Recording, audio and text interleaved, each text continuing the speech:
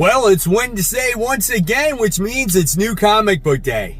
But I'm only one more haul away from episode 700. That is absolutely insane. So I'm going to head to the shop. I think it's going to be a great week this week, and we'll see what I come up with. I'll see you guys in a second.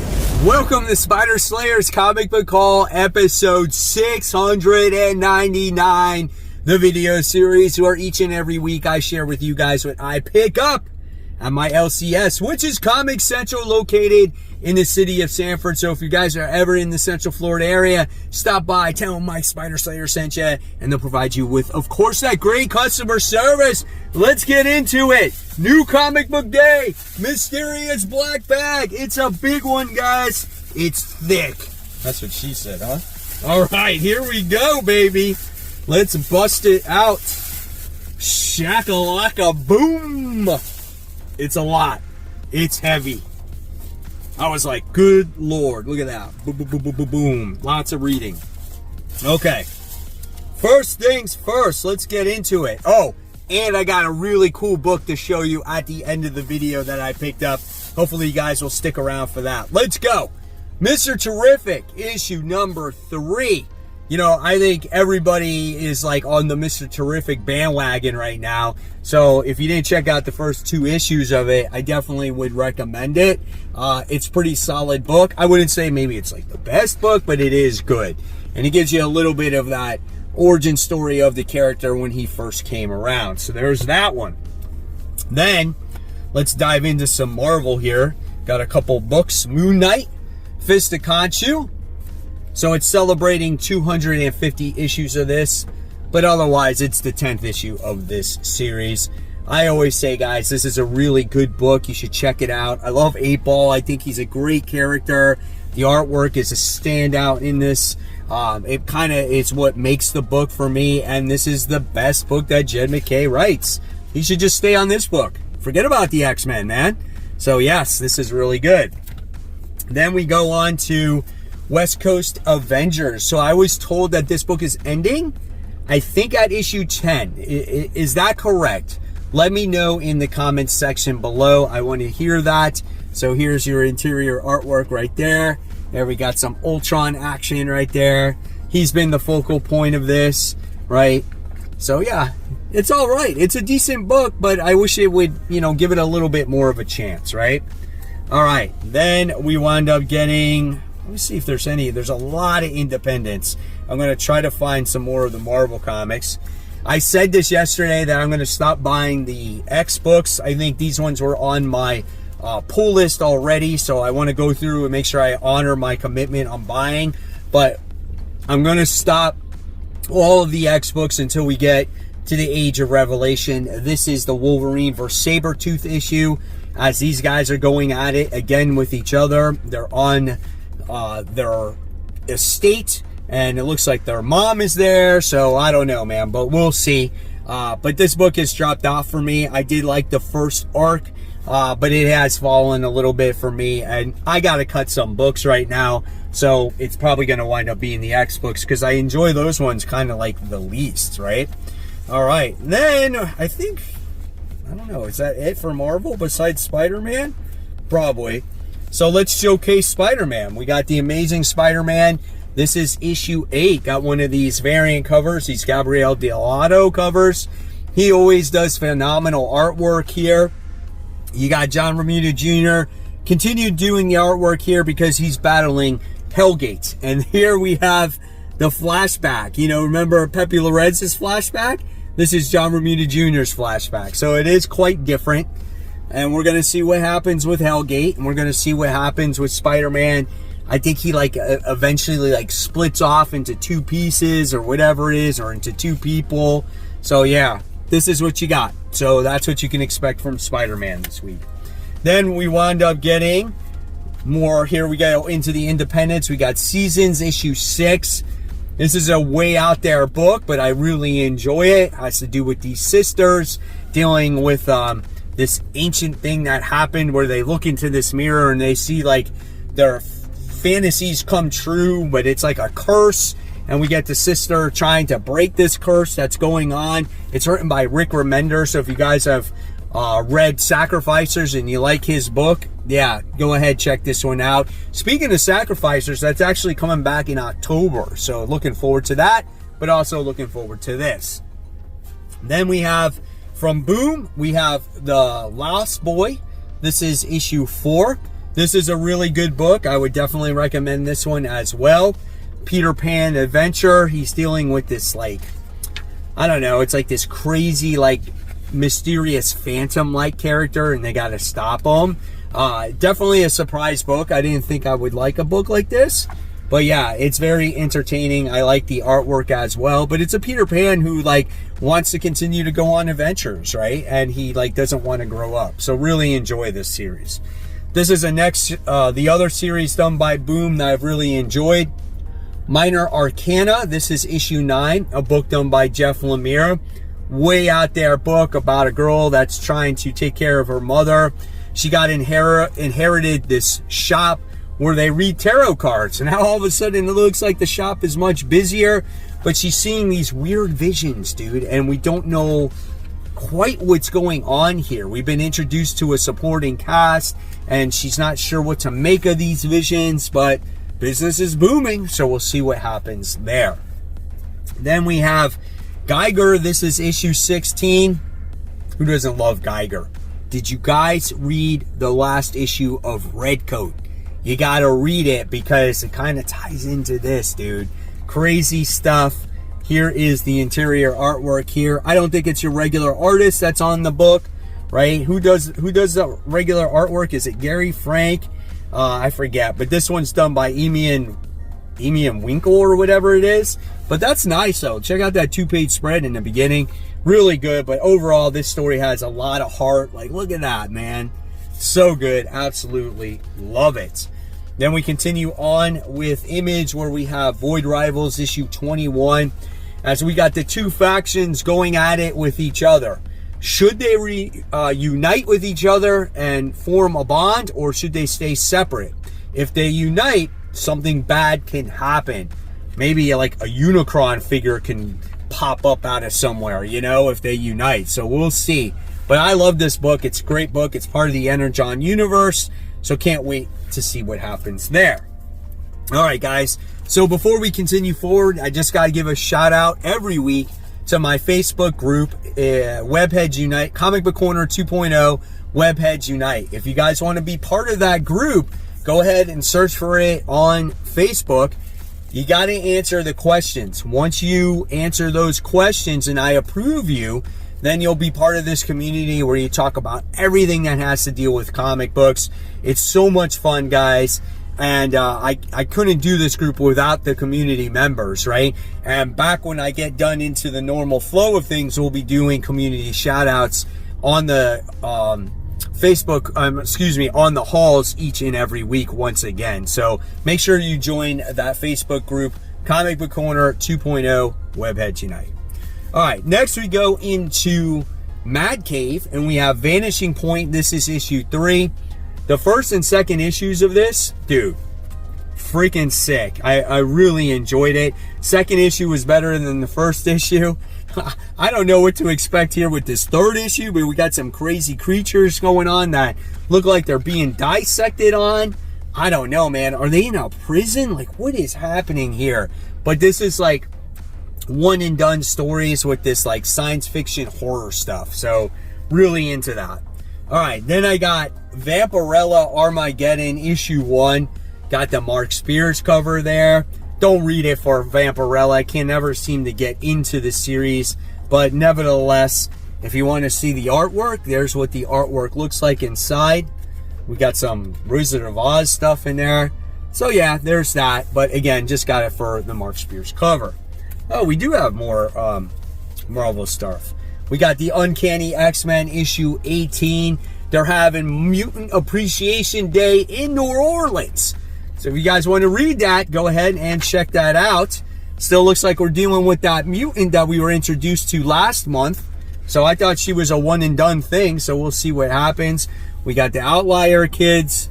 We'll see what happens with X-Men going forward during Age of Revelation. Yeah, this one's going to be cool.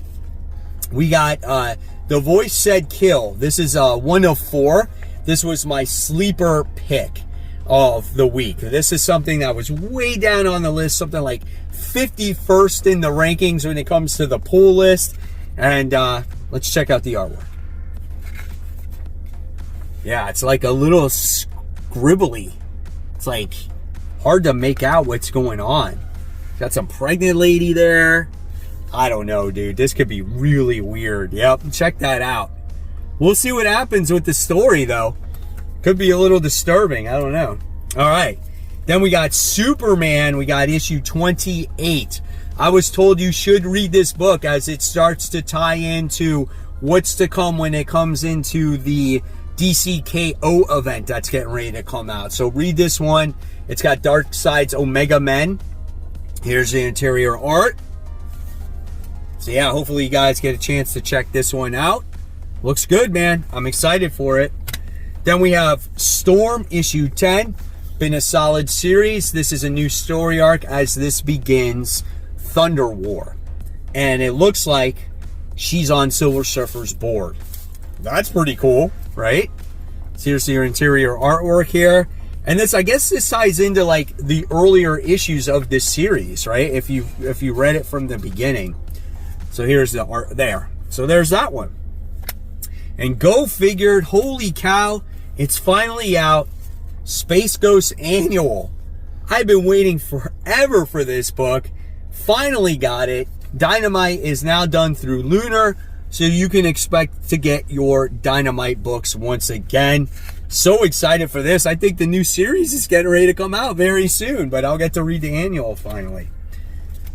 Then we have the Rockefellers. This is issue 7. So this series has been much improved for me. I'm back on board with it. This is like Image's Fantastic Four, except it's got a whole family involved in it. Great artwork. I think Peter J. Tomasi is the one that writes this one, if I'm not mistaken. So that's cool. And then we have Mark Spears' Monsters issue 2 reprint. Love that cover of the Wolfman on there. Then we have a new #1 to talk about for Worthy Ones. We got Look Into My Eyes. This is issue 1. So I guess this has to do with maybe streaming or something like that. This looks very weird, right? Who makes this one? Is it Mad Cave? Yeah, Mad Cave Studios. So I wanted to check this one out just because, again, they've been making some good books this year. I think they've been really trying hard. So excited to see where this one goes. Oh, we do have more Marvel. They keep sneaking in there. We got Gwenpool. This is issue 3. This is a fun book. I thought issue 2 was better than issue 1. It had a lot more story. Maybe we'll get the idea of where this Dark Gwenpool came from, right? Interior art. The only thing about this story is that it reads so quickly. It's not really much like in depth, and you think it needs to be so you get the story of what's going on with Gwenpool, right? So yeah, looking forward to issue 3. All right. Then we got the continuation of Gunslinger. That's issue 45. What do you guys feel about the Spawn books right now? You know, are you into them? Are they too much of a stall? Which ones do you read? Do you think there are too many of them? That's pretty cool. We got 2-page spread there with Gunslinger. So that's really nice. You ready for this book? Here we go. Bam. What is that? Well, it's the glow in the dark to Green Lantern. That's pretty cool. I wish it was dark so I can make the book green or a glow for you. But this is issue 25 of the series.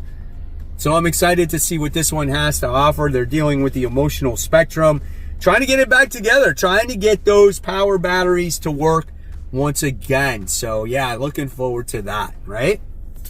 Okay. Then we have Green Lantern issue 25, the main cover. So I wound up getting that.